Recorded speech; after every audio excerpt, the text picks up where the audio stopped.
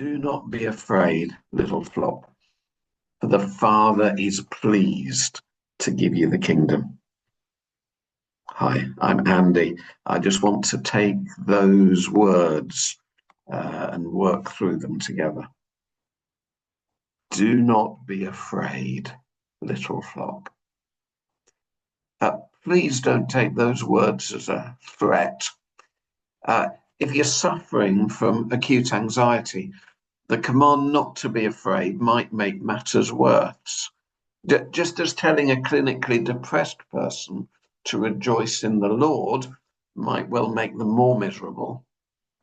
Well, in the same way, commanding an acutely anxious person not to fear, well, ironically, that's likely to scare them. But there's no threat in Jesus's tone of voice here at all. It's not, thou shalt not fear, you faithless ones. It's, don't worry, God has a gift for you. Because the end of our sentence says that God is pleased to give you the kingdom.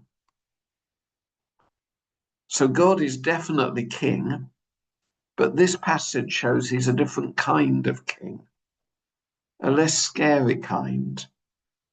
The kind of king who serves his servants or employees. Take the weight off your feet, we imagine him saying. You must be exhausted. Can I get you a cup of tea? Clean your boots. Please, I want to make your life easier. I've put out the wheelie bin so you don't have to, and I've cleared up the cat litter. I had no idea Tiddles was so messy. Can I get you anything else? I just love giving you things. I mean, that's a surprising way for a king to speak, even for us. But in the first century Roman Empire, it must have been beyond imagination. Don't be afraid, little flock. God, the good king who loves you and wants to give you good things and serves you, invites you to an upside down kind of kingdom. God is for you now and will one day put the world to rights. And that's a promise, not a threat. It's the lover of our souls saying, hold on, it's okay, I'm coming. Jesus could have said, don't be afraid, little flock, for my Father is pleased to give you the kingdom. But instead he says, your Father. Jesus may be comparing us to sheep, but he doesn't want us to forget that actually we are the much loved children of God, the family of God. And anyway, Jesus doesn't say, do not be afraid, individual follower. He calls us a little flock, and that's us together. Bah! Do not be afraid, little flock, for your Father is pleased to give you the kingdom.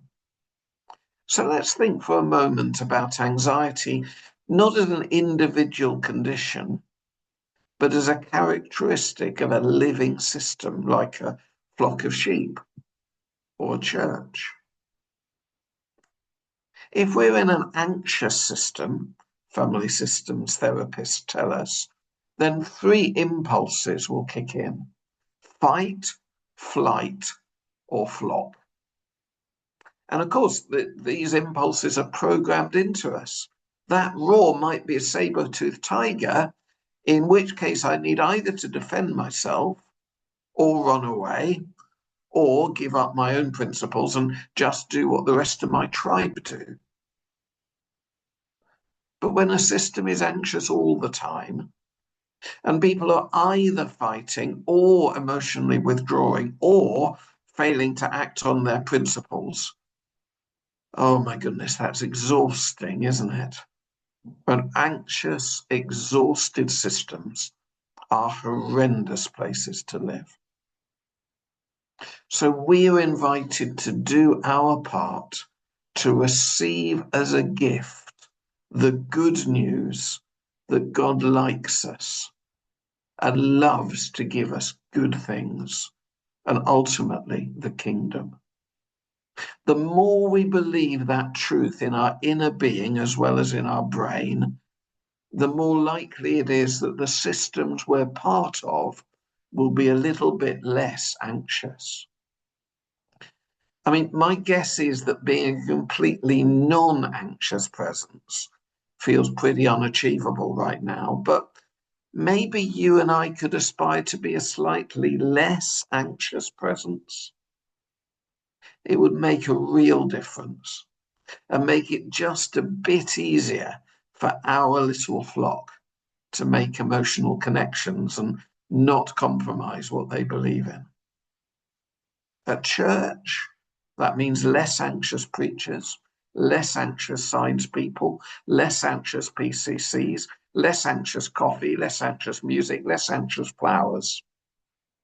And in your home or workplace or college or place of leisure, it means a less anxious sales team or a less anxious grandparent or less anxious students or less anxious club members.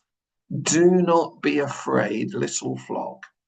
Your Father is pleased to give you the kingdom. We don't need to be an anxious system. We are not under threat. The King is among us, mighty to save. You are part of the company of the loved children of God, and you don't have to strive for acceptance because you are already welcomed in. As a diocese, we take this stuff about anxious systems seriously. Here's how Bishop Gulley put it in a recent interview, quote, "As the Church of England, we are quite anxious and fearful about our survival and our influence. It concerns me sometimes that we're mirroring the anxiety and fear that is all around us in society. I long for the church to be a place where we can model a different way of being that demonstrates that we trust God for the future and that the future isn't ours to control. The future is in God's hands, and every day we all have to surrender the things that we're worried about and can't control back into God's hands." That's the end of the quote from Bishop Gulley. So some of the changes you'll have seen in the diocese, like not dictating targets and not demanding churches follow top-down initiatives, while at the same time being clear and principled on what our values are, or all these things are attempts to dial down the anxiety a bit. I'm not saying all this is easy, but churches really can be the opposite of anxious systems. They can be places of good-humoured, secure, empathetic, principled clarity. Because there's one last thing in this verse. Do not be afraid, little flock. Your Father is pleased to give you the kingdom. Is pleased. The Father is not begrudgingly generous against his better judgment, or secretly itching to smite. He loves to give. This is about the pleasure of the Father. The Father's joy in giving, begetting cheerful givers in turn. He smiles as he distributes. I dream that we will be a church that wants to be generous, giving to the poor, being a church for the poor and of the poor, putting our treasure where our outward-looking values are. Because in these verses, Jesus says that where we put our treasure, that's where our heart will be. And if that's your dream too, there's a clear place to begin. A church that wants to be generous like that needs to start by unclenching its anxious fists and reminding itself that our Father is pleased to give. Our Father is the King who is glad to be generous. It makes our Father happy to be lavish, bountiful, munificent, free-handed, big-hearted. I mean, never mind the prodigal son. We have a prodigal Father, so do not be afraid, little flock.